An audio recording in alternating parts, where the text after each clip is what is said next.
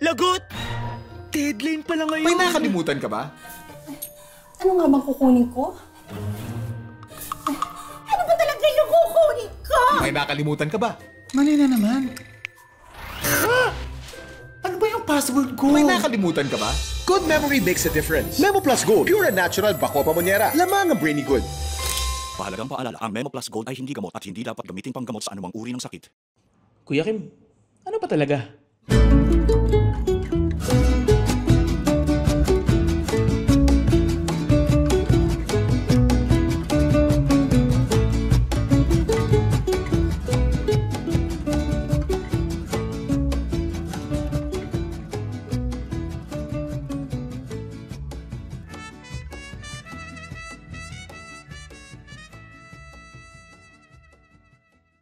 Magandang araw sa inyong lahat. Welcome to Ano Ba Talaga with Kuya Kim. Ito pong podcast na to, ang goal po natin is to inspire, to entertain.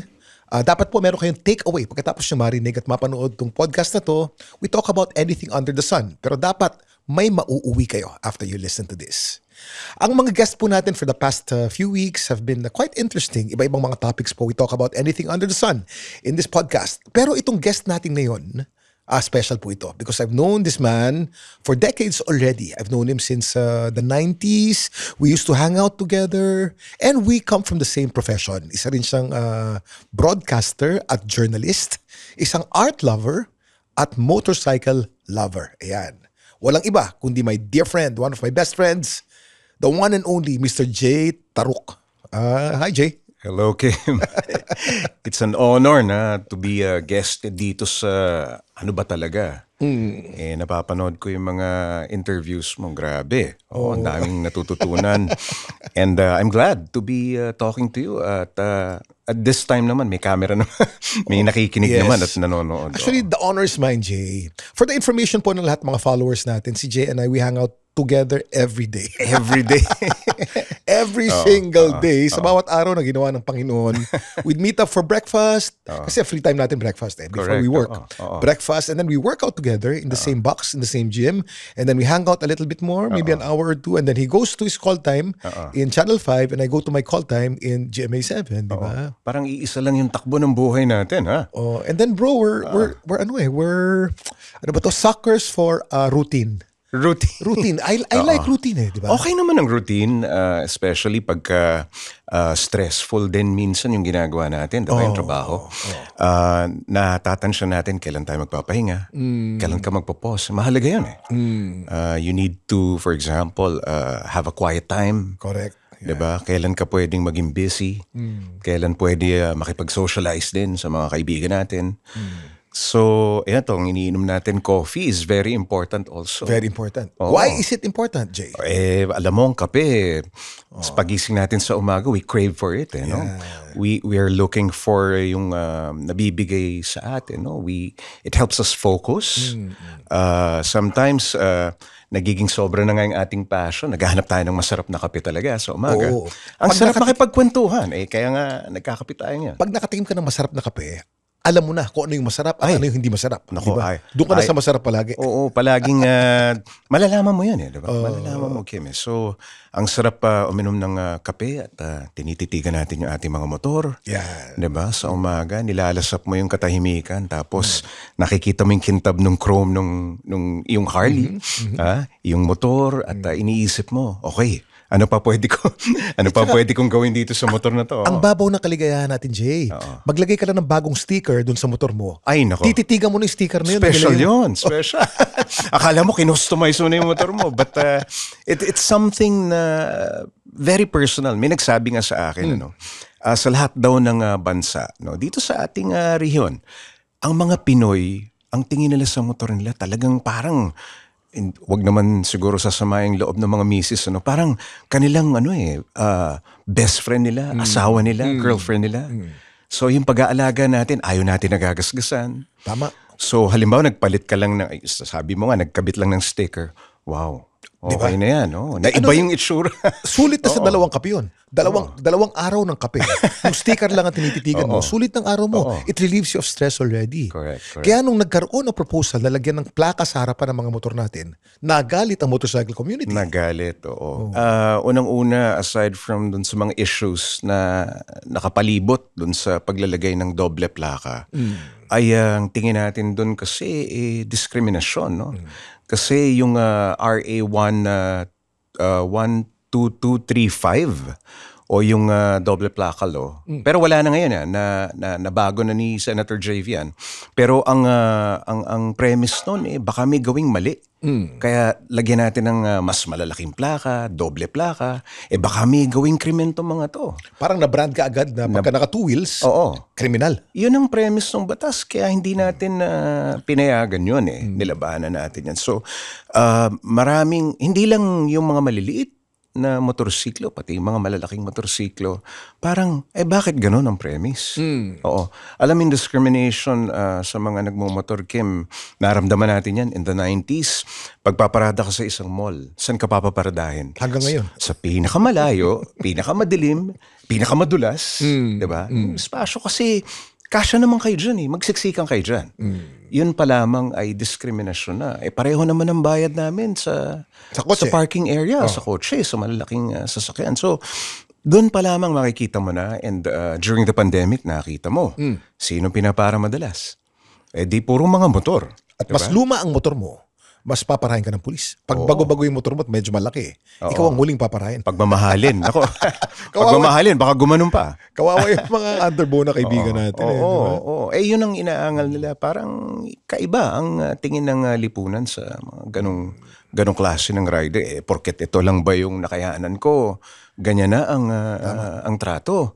Pero alam mo, ang maganda dito, Kim, unti-unti nang nababago yan. Pero nandun pa rin. Nakakaramdam ka pa rin ng discrimination. Alam naman ng lahat na magkaibigan tayo. Ikwento mo naman sa kanila, paano ba tayo nagkilala? At ano mang ginagawa natin noong unang panahon, noong 1990s? Nako, magbabalik tanaw tayo. Kwento mo. During the 90s, mid-90s ito to late 90s, ang assignment ko noon bilang reporter ay Manila Beat. Manila area po ang kinocover ko bilang reporter. NBI? In particular, yung NBI tsaka DOJ, nandyan lang po yan sa Taft Avenue. Malapit po yan sa bahay ni Kim dati. Bahay ni Kuya Kim. The famous Sikia Apartments. Oo, sa Malate. Napakagandang lugar yan sa Maynila. Anyway, eto, halimbawa, after lunch, makakatanggap na ako ng beep, beeper pa. Wala pang cellphone. Wala pang cellphone 90s po ito. So, sasabihin ni Kim. Easy call. Oo, sasabihin ni Kim, busy ka?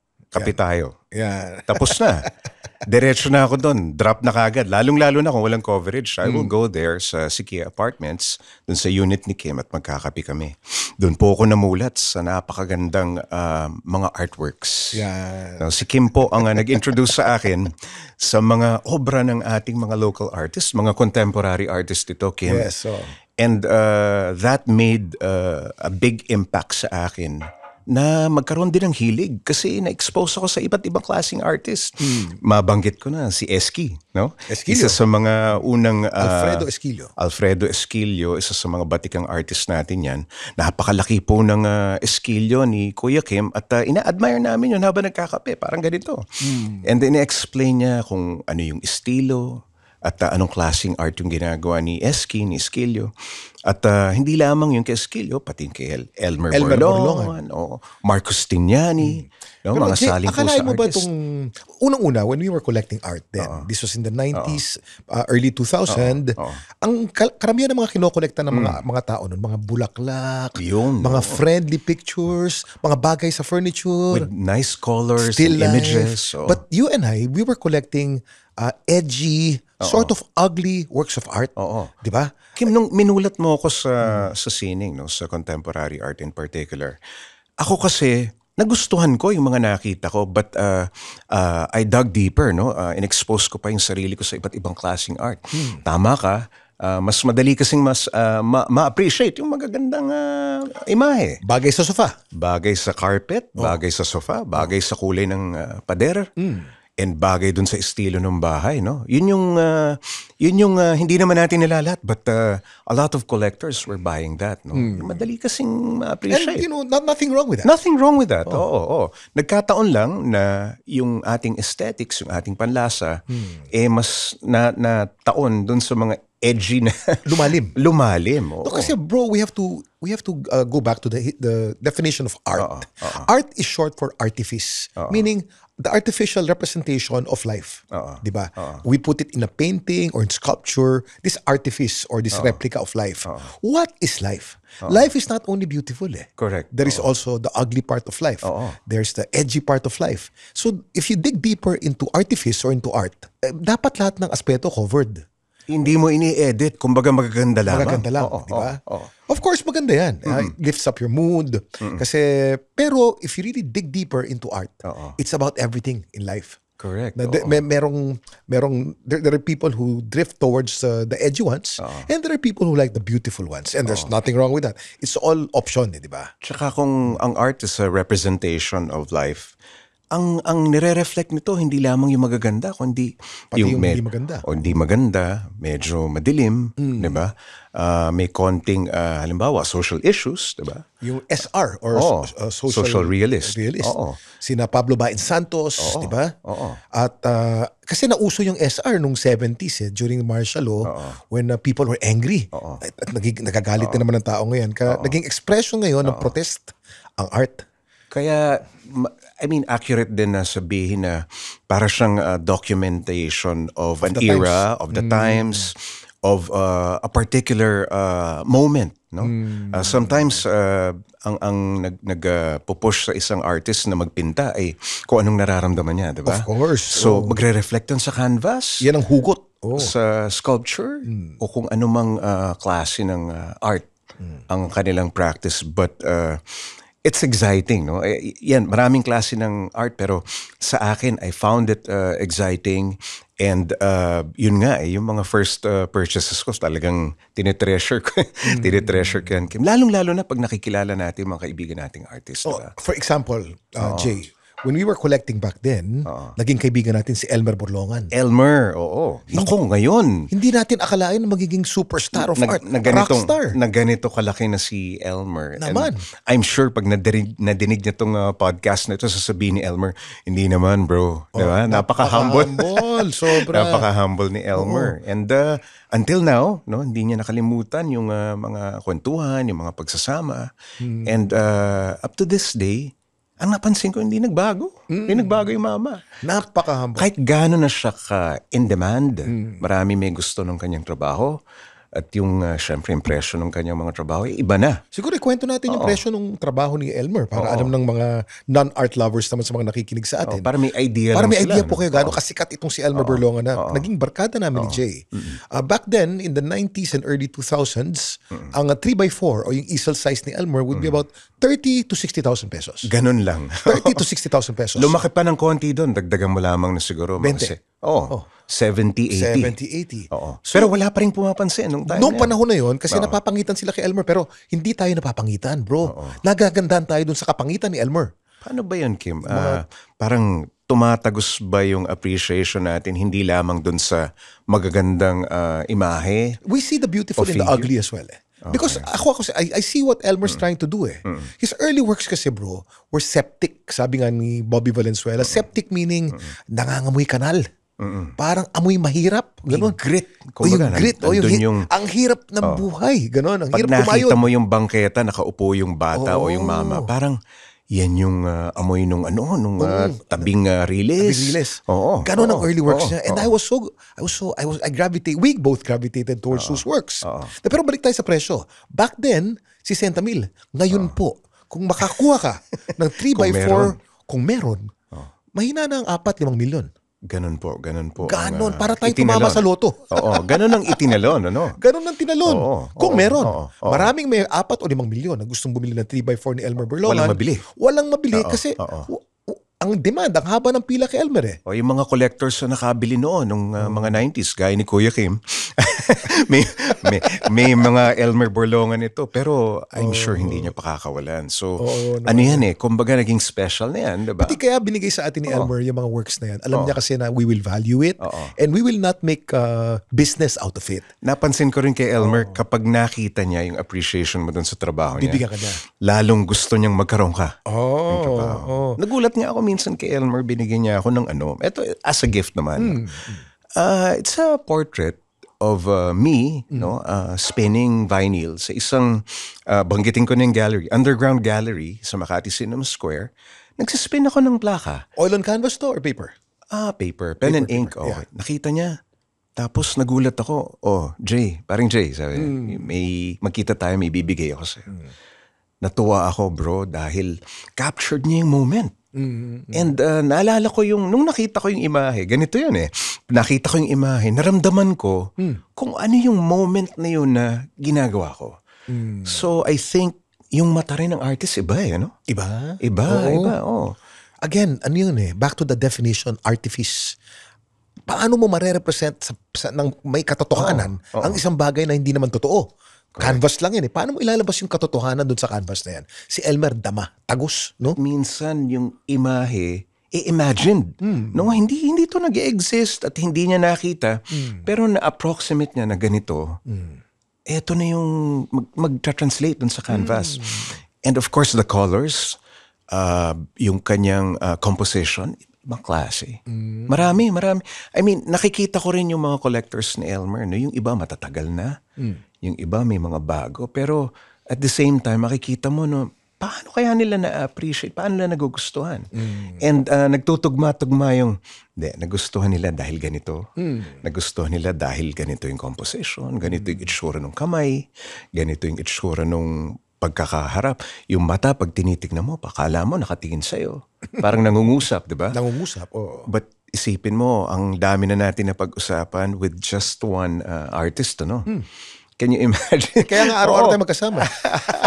Paulit-ulit na po yan. Pero And, Jay, oo. alam mo kasi pag narinig ang pangalang Jay Taruk, many things come to mind, no? Okay. Of course, number one yung journalist. Pero ang nakagawa ka ng impact sa motorsiklo. Kumbaga, nung hindi pa uso ang motorsiklo, motor na ang image mo eh. Nagbumotor ka na. Motorcycle Diaries back then, no? Nagsimula yan, Motorcycle Diaries. Paano ka nagsimula maging passionate about motorcycles? Kwento mo yan. Ang tayong time machine, ang memories naman natin, ang pinakamabilis na paraan para makabalik sa nakaraan. Alam niyo ba na ang memory ay galing sa Latin word na memor?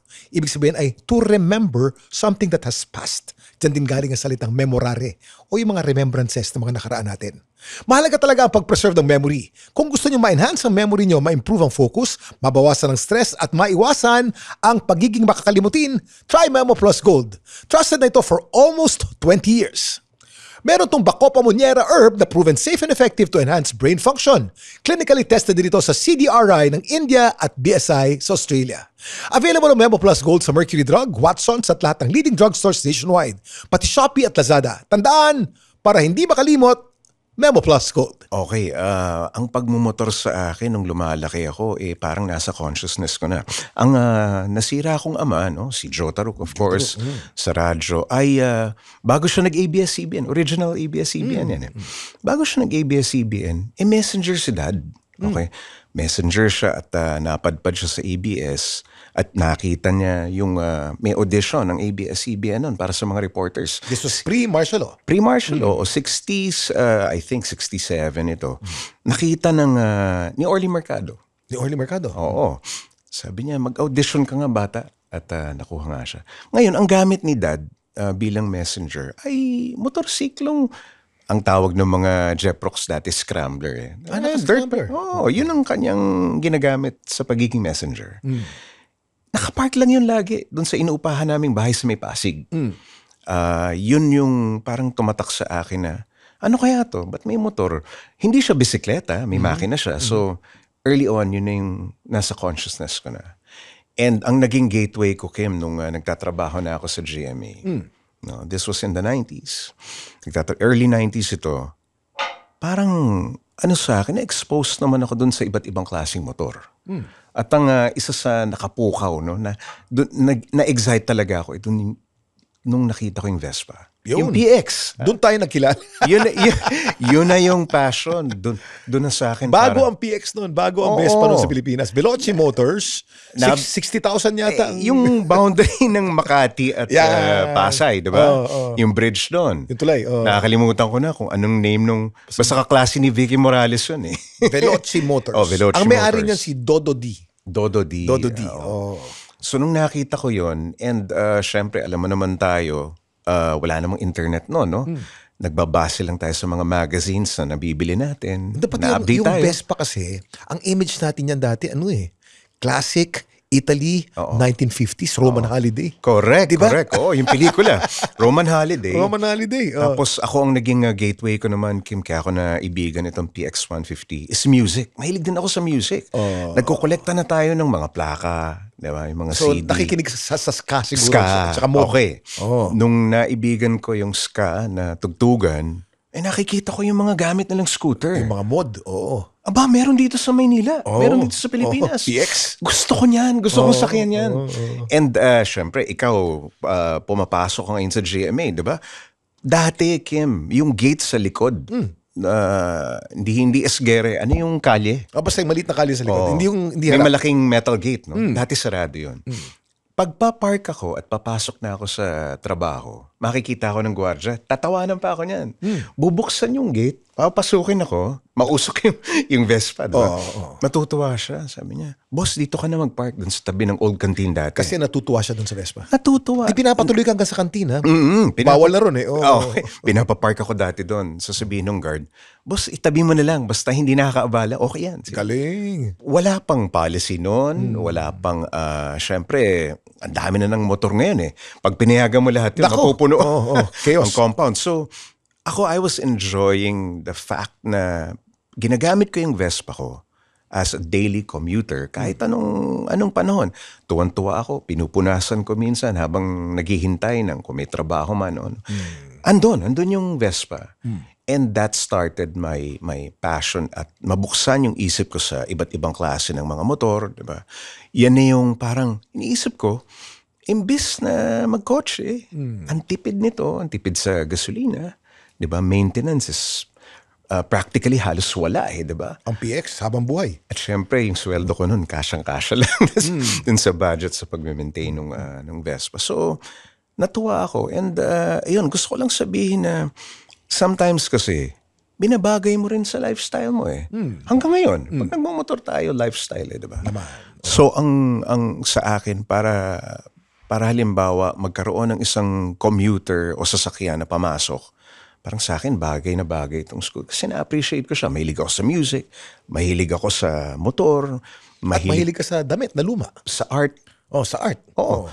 Alam mo, para sa akin, ang art, ang music, at fashion, at style, at design, parang ang hirap paghiwa-hiwalay niyan. Nakikita ko sa yan eh. Sanga-sanga ugat yan. Oo, Nanganganak parang, yan. ito, pag nakita mo pa lamang, halimbawa yung forma, nagmumotor ito.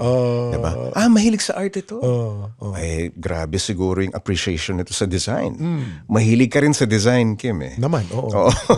Mga sila natin sa bahay, isa lang itsura. Modern mid-century, diba? Na-appreciate din natin. Nangangolekta tayo ng silya, no? Nung hindi pa uso mangolekta ng silya. Mura pa. Mura pa at tayo lang ang nakakaalam kung magkano ang value. Ikaw sa bangkal, nauna ka Evangelista. Evangelista. Dati makakakuha ka ng mga Charles Eames sa Arinen sa Evangelista. Mga iconic na modern Hindi nila mid-century. alam na mahal. Pero balik tayo sa motor. Pupunta tayo dyan. Ang dami. Pag kami ni Jay kasi magkasama, kung ano-ano pwede namin pag-usapan. Kahit ilang oras namin pag-usapan to dahil ang daming topic eh. Correct. Pero balik tayo sa motor, Jay. Sige. So, Vespa, di ba? Tapos ang Vespa nun, kapanahunan ng Malate nun. So, dadali natin yung Vespa natin sa Nakpil. Sarap. Tapos minsan sa Ross Boulevard, di ba? Minsan pinahiram mo ko ng luma mong Vespa, yung GS. No? Kinumpara ko dun sa medyo modern, no? Kumpara dun Dati sa... kasi, nung 1990s, ang PX nun, modern eh. Modern. Ngayon kasi vintage na yan eh. Vintage So, na yan eh. sabihin na natin, 1995 yung Vespa ko noon. Yung sa'yo, ay 60s? 67. 67. Nung ginamit ko, iba yung Iba. Tapos sa Maynila mo gagamitin. No? Sa Ross Boulevard. Ang sarap, oo. Parang nadidinig mo yung mga tunog nung mga unang panahon, mga panahon ng mga parents natin na parang yung hampas ng alon sa Manila Bay. Diba? Oo. Diba? Yung amoy. Andun yung luma. Ano? At saka nakabihis tayo, naka Fred Perry o kaya Penguin. Oo. Di ba? Kasi Mod. kailangan bagay. Yung pagdadamit. Akala nila ngayon lang eh. Hindi. Oo, dati pa namin iniisip yan, ano isusuot ko? Nung nagkilala Sapatos. tayo, pareho na tayo ng style. Oo. Ngayon lang medyo nagkaroon ng signet kasi na-curate yung mga suot natin.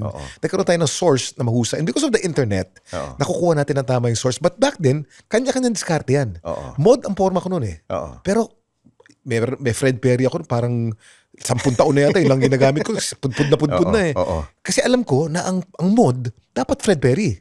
So, ganun. Yung mod na yan, malalim pa na discussion. Malalim yan, no? Pag 3 podcast yan. Pag pinag-usapan natin yan. But anyway, sige, balik tayo dun sa motor. PX150, diba? O paano tayo nagsimula sa Motorcycle Diaries? Siyempre, kilala natin dalawa. Boss mo ngayon to, si Nessa Valdelion. Nessa Valdelion, Okay. Si Nessa at merong isang program manager na nag-create ng isang show. Dahil nakikita nga nila, nagmumotor ako, mahilig ako sa motor. Nag-create sila ng show, no, surrounding my interest, no, na sabi nila nagmumotor ito, bakit hindi natin pagawin ng documentary na habang nagmumotor? Hindi pa nila alam kasi yung Long Way Down, the series, no? Wala silang alam sa ganon. So, this was late 90s, early 2000, naisip na nila and then nilaunch nga yung show, no? This was in the 2000s. Nung panahon na yun, iniisip ko sa sarili ko, hilig ko to. Pero nakikita ko rin na maraming nagmumotor at marami tayong kababayan na yun lamang ang afford at ginagamit nila sa panghanap buhay. Ano? Maraming kwento surrounding that hilig, surrounding that ginagamit mo sa iyong pangkabuhayan, sa livelihood. Yung kwento, Kim, as a documentarist, pinagsama namin yun, motorsiklo and documentary. Yan ang lumabas, Motorcycle Diaries. And then we thought of, wag natin ilimit sa Metro Manila. Ang motor pwede mong gamitin sa Visayas, from Manila to Visayas, or Visayas to Mindanao. Pwede nating libutin ang buong bansa. And daming kwento di ba? But ang pinaka-heart ng Motorcycle Diaries is yung kwento sa bawat biyahe. Yan. So yun yung nangyari noon tayo. Ilang taon tumagal ang Motorcycle Diaries, Jay? 6 years lang, Kim. Oo. Mahaba o 6 years para sa TV? When we launched the show, yung mga boss natin, yung mga boss mo ngayon, ang sinasabi nila. Si already senior vice president. Nagsimula as program manager noong panahon mo. Bossing na ngayon yan. Oo. Nung time na yon, Kim, they were thinking of, napakamahal i-produce nito eh. Unang-una, 2 van ng mga crew ang kailangan mo kasi gumagalaw ka eh. Wala pang GoPro noong panahon Wala pang action camera, GoPro, at wala pa yung mga technology, mga 360 na yan.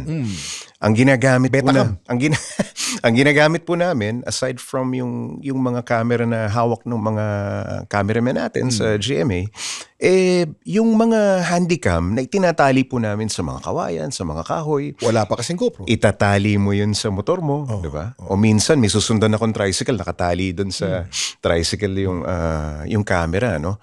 So, it was an experimental times nung time din sa public affairs na parang bago kasi ito pioneering So we weren't parang anticipating kung ano magiging reaksyon ng mga tao, ano magiging reaksyon ng unang-una yung mga boss natin doon. Napakamahal i-produce nito. Ano ba mangyayari sa atin dito? Pero Kim, nung 6 years na yon, while it was running, maganda ratings. Maraming nanonood. Alam mo naman tayo, yun ang sukatan natin, diba? Ratings, of course. Halos pumangalawa lang siya dun sa newscast na pinakamataas sa ratings. Pangalawa? Oo, pangalawa. Minsan nagna-number 1, nagaganon siya. At that time, merong newscast, I think, bago pa lamang yung kay Jessica na newscast. So, it was well-received. Tapos, doon namin na-realize na ang dami palang nagmomotor. Okay. And then fast forward to 2014, 2015, plano pa lamang ni dating Pangulong Duterte na tumakbo. Nadinig na namin yan kasi active siya sa mga circle, sa mga motorcycle clubs. Aminin man o hindi ni dating Pangulong Duterte, isa sa mga nagpanalo sa kanya yung pagiging passionate niya sa pagmumotor. Yung image niya na nagmumotor, ang lakas ng dating nun sa mga nagmumotor. Nakaka-relate sila. It's so relatable na kahit politiko siya, nakakalimutan. Aba, cowboy pala to. Diba? Cowboy pala to. So, I think it created that image. Kaya noong 2016, nanalo siya overwhelmingly. The biggest landslide in the Biggest history of landslide. presidential And somehow, pwede nating sabihin, upset, no? Maraming nagsasabi na, mayor lamang ng Davao yan. Parang, paano niya maenggan yung bumoto sa kanya, yung maraming tao? Tama, I remember then, underdog siya nung tumakbo siya nun eh. Kasi ang nangunguna nun was Binay. Jojo Binay, pangalawa si Mar Rojas, tapos si Duterte, parang pinilit lamang tumakbo. Hindi akalain mananalo. Nung una, ang dating pa nila, diba? Na parang ayokong tumakbo. Wala akong interest dyan. Nagpakalbo si Sara, si Pulong, at saka si, di ba? Naalala mo yun? But meron kaming malaking parang grupo na tinitingnan namin talaga kung paano nila ni-run yung campaign. And ang impression namin, but there was a big clamor, support na magkaroon. Ibang-iba kasi doon sa mga kandidato, kina Binay, kina Mar Rojas.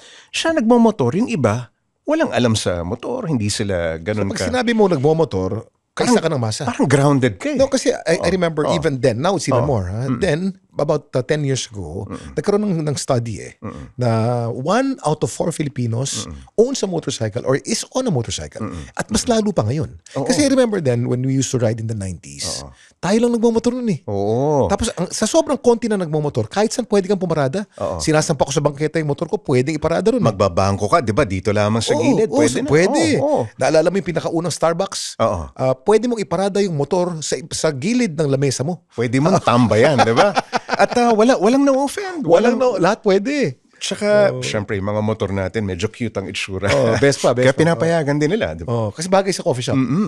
But, yun nga, through the years, no? And then, pumasok na yung mga stats na every year, 1 million, 2 million, yung mga numero ng mga nag-own ng motorcycle, nag-aaral magmotor, at nagkaka-interest sa motor. So, nakita doon sa figures na, it's a growing number pala. And sumabay na rin nung time na yon yung ating motorcycle industry.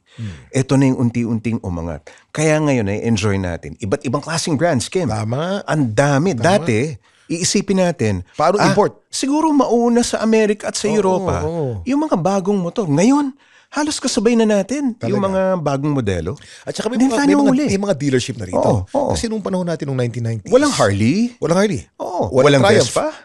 Merong Vespa, yung Veloci Motors. Veloci. At lahat Italian. Arcobaleno lahat. Italian. Pero ibig ko sabihin, small amount na ini-import lang yun ng Veloci. Ilan lang. Ito talagang pa 20-20 lang. Vespa Italy talaga. Sanction talaga ng Italia. Ngayon, di ba? Yung nagsunura na yung mga premium brands, of course, the Japanese, yung apat na, yung sinasabi nila na the Big Four, sumunod na. Kasi noon, kung gusto mo ng motor, pupunta ka kay Pipoy. Tatanungin mo kung anong pinasok niya. Diba? Tsaka ang presyuhan. Ilang cc yan? 400,000. 400,000. Tama. 1,000 per cc. 1,000 per cc. Palaging gano'n. Yun ang anuhan. But looking, doon naman sa kabilang spectrum, Kim, yung mga mahilig sa motor, pero ito lamang ang budget nila. Nauso naman yung financing. Diba? Nauso naman yung maliit underbone, kakargahan mo. Diba? Parang pangarera na. Pwede mo nang pabilisin.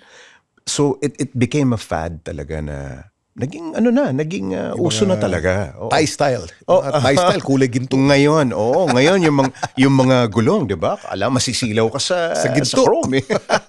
Hindi chrome, gold. Gold. Iba't iba, anodized, di ba? Breathe in and out.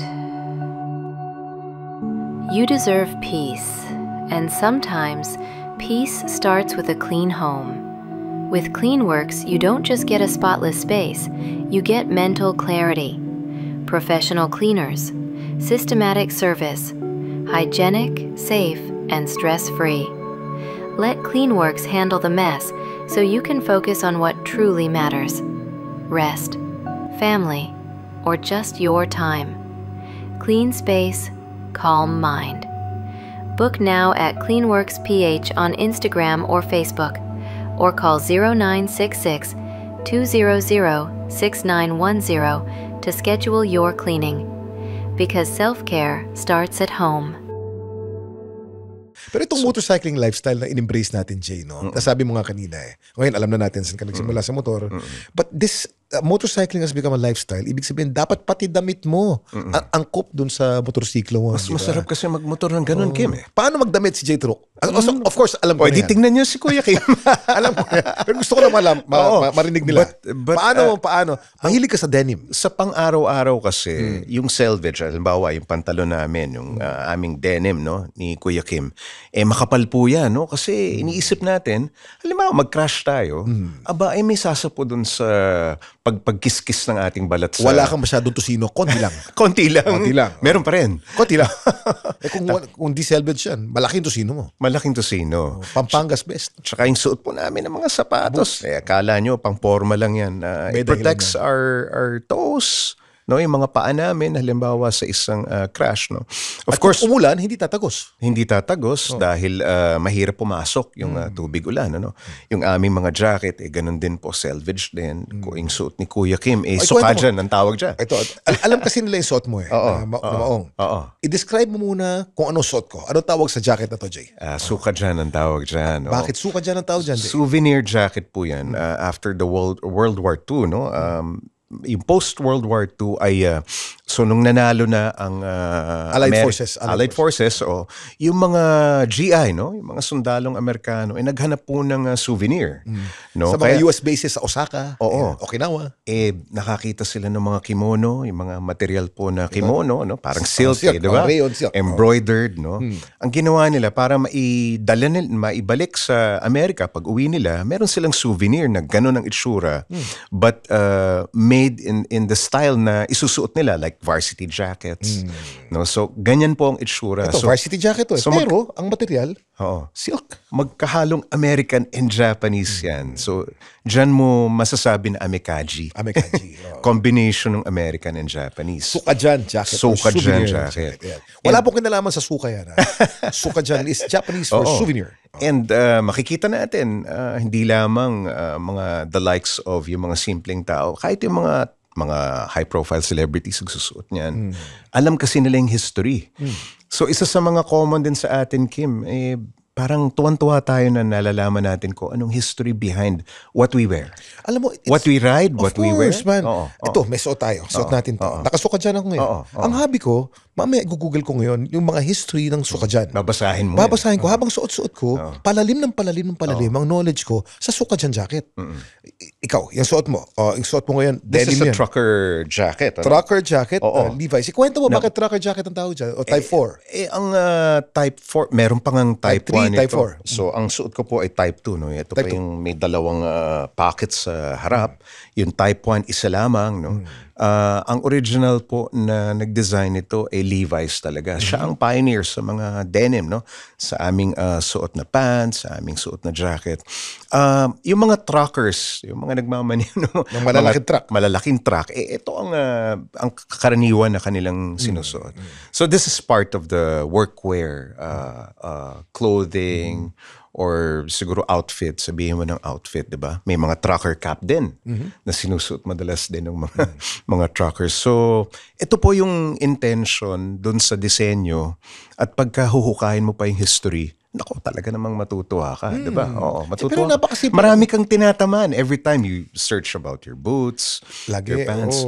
May madadaanan ka na, grabe, sa Japan pala, may tinatawag silang yung 5 na brands. Big Five. Osaka 5.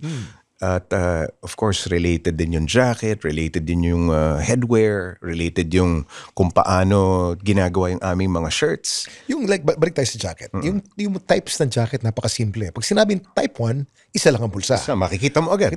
Pag sinabi mong type 2, dalawang bulsa. Pag sinabi mong type 3, mas modern na yung Mas modern na, cut. Oo, oo. medyo nagiging tapered na siya. Tapered na, tsaka may V dito. Oo, may V. Pero oo. dalawa pa rin ang bulsa. Oo, dalawa pa rin. Tapos meron pang Type 4 na tinatawag. So eto na yung medyo ini-improve na nila yung fit. Modernized na. Oo. So depende sa dekada, no? Kung halimbawa sa 80s na uso yung medyo blousy, luluwag ng konti. Nung 70s, medyo malaki naman yung kwelyo. collar. Oo. So ganun lamang po. Matutuwa kayo dun sa history. Bakit tinawag na selvage ang selvage denim? Self-edge yan. Oo, yung klase ng pagkaka-weave ng mismong tela ng aming mga pants. 'Di ba? Ang sinasabi nila sa sobrang tight at sa sobrang tibay ng pagkaka-weave na yan, isa ito sa pinaka sought after at high quality na tinatawag. No? Pati yung kulay niya, Kim, nag-iiba-iba rin eh. Indigo. O indigo. Pero iba-ibang fade yan. Depende sa tightness ng pagkaka-weave. So, yan po yung I have to credit the Japanese. So, sila yung unang Pinaganda nila ang American. sila yung unang naka-appreciate talaga. At there was a time, binili nila lahat yung mga old machines, weaving machines, na gumagawa ng selvage. Tama. Dumating sa point na maging ang Estados Unidos, kumukuha na ng mga original na selvage sa kanila. Tama. Ayun ang dahilan bakit napakamahal ng Japanese denim. Kasi itong ginagamit nilang loom ay hindi yung mass-produced. Oo. Mga hand loom pa din, di ba? At labor-intensive. Labor-intensive. Oo. Tao pa rin ang gumagawa. At so ilang piraso lang namang ng Japanese denim ang lumalabas every year compared to the modern brands like Levi's, Wrangler, who became commercial. Kasi minsan magtatanong yung iba parang, bakit naman 23,000 yan? Isang pares na yan. Hindi, ganito kasi yan ginagawa. And then if you search ngayon, dahil may Google na tayo, makikita mo yung mga videos eh. Kung paano carefully ginagawa ito sa Japan. Indigo pa ang ginagamit. Oo, Totoong indigo. Indigo meaning ito po'y galing sa halaman, yung kulay blue ng maong. Hindi yung mga chemical dyes. Oo, Diba? oo. Kaya pag itong maong na to suot natin, pagkatapos ng isang araw, pag tingin mo ng kamay mo, kulay blue eh. Di ba? Nagiging, kasi nandun pa eh. Umahawa. Pero, the better the fade, the nicer, the denim. Yung klase ng fade, minsan tinitingnan, mga connoisseur na yan, Kim, masyado nang malayan. Masyado nang, yung mga whiskers na tinatawag, yung itsura po, ng Honeycomb. kupas. Oo. At hindi basta kinakailangan talagang natural yung dating. Hindi yung parang ginawa mo lamang, niliha mo lamang. Kasi nauso yun eh. Nauso yung mga acid wash noong 1970s, 1980s eh. Pinagbumuka ng laspag yung maong kahit na hindi naman laspag. May jazzed up pa. Jazz up. Oo. Naku, pag pinag-usapan natin itong mga damit natin kahit na magdamag natin pag-usapan. Alam mo, motor, damit, tapos na. Sarado. Pero Yun na. Jay, sa larangan naman ng broadcasting, you're one of the people I admire. Kasi ang pinaka-Oscars po, ang pinaka-award ng mga journalist sa buong mundo ay pag nabigyan ka ng Peabody Award. Peabody Award. Peabody Award. Ilan lamang, siguro less than 5 pa lang nabibigyan ng Peabody Award sa Pilipinas eh. And Jessica Soho is one of them.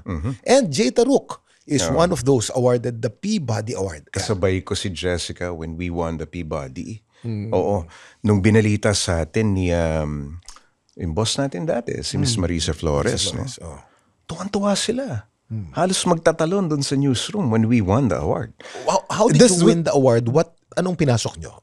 Meron kaming ginawang documentary in the 90s, mid-90s ito, Kim. Ewan ko kung maalala mo yung paggawa ng suka. Dito sa Nueva Ecija, na parang fortress po yung paggawa ng suka. Alam mo yung eto, halimbawa, nasa probinsya yung mga factory, hindi naman na-inspect yan eh. Madalas di ba? Parang fortress siya at nag-e-employ sila ng mga minors. Naku, Oo, so na-expose sa mga asido, yung mga chemical na ginagamit sa paggawa ng suka at yung kanilang living condition talagang subhuman. So we were able to get an info, okay, na-research namin, positive, ni-rescue namin yung mga minors. So it ran for 4 weeks. No? Noong time na yun, Brigada 7 pa eh. Naku, grabe yung life-changing talaga yung nangyari. Kasi can you imagine, para silang nagtatrabaho na alipin doon sa loob. No, mga batang alipin yung title nung documentary na yun. And yun yung sinabit namin. Kasabay nung kay Jessica naman, kung naalala mo yung Kidneys for Sale. Yun, nauso yan eh. Oo. Sa Maynila kinukuha yan, sa Baseco. Oo. So it was at the same time, sinabit namin yung mga entries niyan. And yung Peabody Award, nakita nila na talagang sobrang shock sila nung time na yun, no, Kim. Na may mga efforts pala yung mga journalists dyan sa Pilipinas na in-expose ng mga ganitong klase ng gawain. So, we were given that award. Congratulations, Jay. Oo, thank you. Oo. Again, sa mga kaibigan ko, I'm proud to be your friend, man. Oo. As I said, Jay Taruk po is one of my closest friends. And si Jay din, not many people know, is also a brother in Christ. Isa ka rin born-again Christian. Yes. Victory tayo, Oo. Kim. Oo. What inspires Jay Taruk? Well, sa akin siguro yung daughter ko, Kim. I have to say my daughter na meron siyang special condition. Very rare condition. A rare condition sa kanyang spine. No? Nagde-deteriorate yung spine niya. Ang tawag, akala namin dati, spinal muscular atrophy. Lang, no? Pero rare na yun, Pero mas malalim pa pala. So para siyang, sabihin na natin, isang klase ng SMA na mas malalim pa, collagen 6 ang tawag. Collagen 6. Collagen 6. So And what does it do to the human body? yun nga, ang punteriya pa rin niya is the spine, no? It deteriorates. So, ang nangyayari sa mga limbs mo is parang floppy. Hindi mo, ever since, hindi siya nakalakad. So, wheelchair-bound siya. Ano talaga, hindi siya makaturn. Pag magsi-CR siya, kailangan mo alalayan. So, basically, yung mobility niya, wala. And Nil. she's so old now? She turned 16. 16 already. Oo, this year. So, yun yung, sa akin kasi yung napaka-positive kasi nung outlook ng bata. Bro, when That's I saw why her, nasabi ko sa'yo. Oo, ibang klase. Parang wala siyang, when you see her dun sa mga exhibit mo, Pag nakikita mo. bro, diba? paikot-ikot na siya, nakatawa. Nakatawa. Tsaka Napaka- chichikahin ka na. Napakaganda ng mood. Oo. Sa utak niya, parang wala. Oo. Believe ako sa daughter mo, bro. Oo. Alam mo, hindi lang ikaw ang nakapansin yan, yung nasira nating kaibigan, si Ed Calaw. Lalapit sa akin si Ed. Grabe yung outlook, napaka-positive ng outlook ng iyong daughter, si Sophie. Lahat kinakausap niya, umiikot siya. She's brave in that sense. Wala siyang pinapakita sa'yo na parang, I'm tied to a wheelchair, diba? Limited yung galaw ko. Hindi. Parang normal lang. Oo. But Sophie is not well. He's sick. Why does, some people would question God. Why did you make this happen to Sophie? Why does it inspire you? Bakit baliktad ang epekto sa'yo? Sa akin kasi, Kim, nung una, I had yung mga questions, no? Gaya nung sinabi mo, bakit hinayaan niyo si Sophie, yung kaisa-isa naming daughter, na magkaroon ng ganito? Bakit, masama masabihin, no? Bakit siya pa? No? Bakit kinakailangan mag-suffer yung bata? But, nung niyaya ako ni June, my wife, no?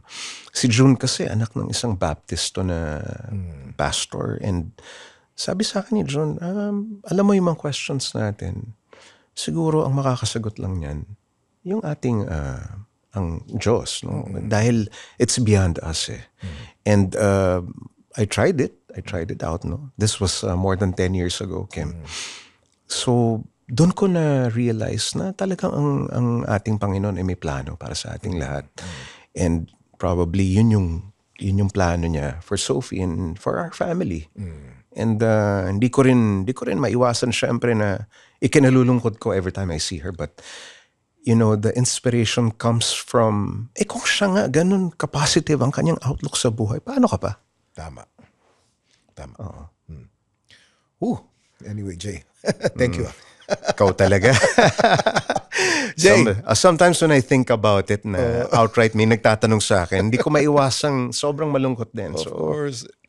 But Jay, tapos ng time natin.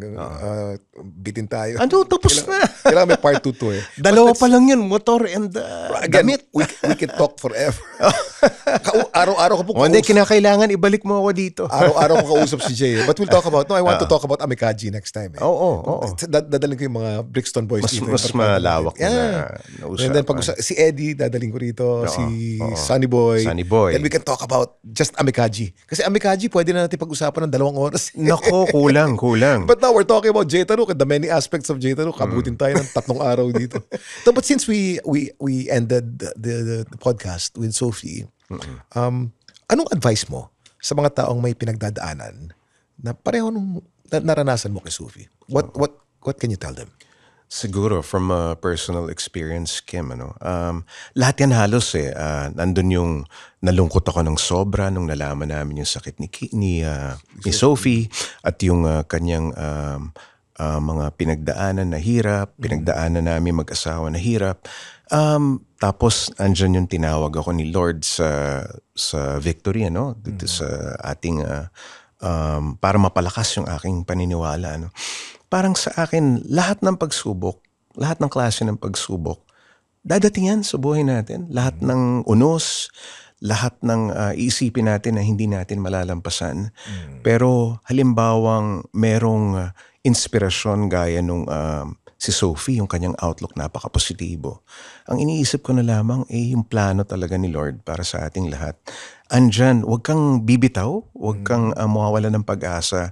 At paniwalaan mo lang, palaging ang plano ni Lord sa atin, yun ang pinaka makabubuti sa ating lahat. And yun yung pinangahawakan ko lagi, Kim.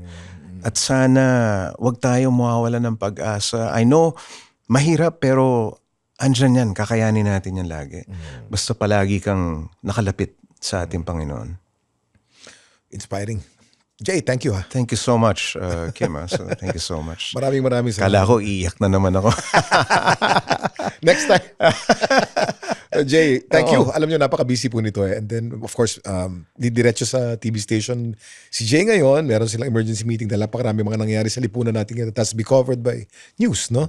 But thank you and I'll see you again tomorrow. Baka later. Almusal tayo bukas na umaga. Thank you so much, Kim, for inviting me. Isang karangalan, Jay. Maraming salamat. Maraming salamat. Thank you very much for joining us sa isa na namang episode ng Ano Ba Talaga with Kuya Kim. This podcast is brought to you by Spotify PH and the Pod Network. Kung nagustuhan niyo po itong ating episode today at yung mga past episodes ko, may stars po kayo makikita dyan sa taas. I-press niyo po yung panlima. Pinakamaganda po yan. Just please rate the podcast. This will help us. And kung kayo po kung ito'y napadpad lamang sa inyong page, sa inyong Spotify at hindi pa kayo nagfa-follow, please follow us and subscribe and press the notification button so every time Wednesdays we upload, nandun at makikinig kayo kaagad. So thank you so much. Maraming salamat. We hope we inspired you today. And thank you to my guest, my good friend Joe Taruk. And we'll see you again next week dito sa Ano Ba Talaga with Kuya Kim. God bless. Salamat po.